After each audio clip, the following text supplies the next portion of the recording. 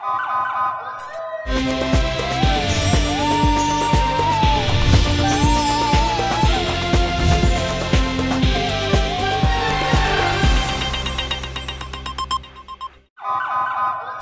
पहले नजर डालते हैं अब तक की बुलेटिन। जी बिल्कुल, गुजरांवाला से खबर शामिल करते चलें। गुजरांवाला जीटी रोड के करीब निजी कॉलेज में अचानक आग लग गई। आग कॉलेज की पहली मंजिल पर लगी, जिसके बाद कॉलेज में धुआं फैल गया। वाकया की इतला मिलने के बाद रेस्क्यू 1112 टीमें 4 फाइटर कंट्रोल गाड़ियों के हमरा मौका पर पहुंचकर फायर फाइटिंग ऑपरेशन शुरू किया। ऑपरेशन के बाद आग पर काबू पा लिया गया और तस्दीक की जा रही है कि आग लगने की क्या वजह बनी।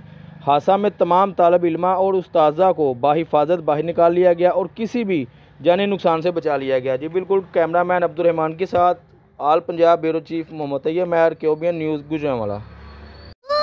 इसलिए नए लाइफ बॉय में है एक्टिव सिल्वर, जो दे जरासीम से 10 गुना बेहतर हिफाजत। नया सिल्वर लाइफ बॉय, दुनिया का नंबर 1 जर्म प्रोटेक्शन सोप।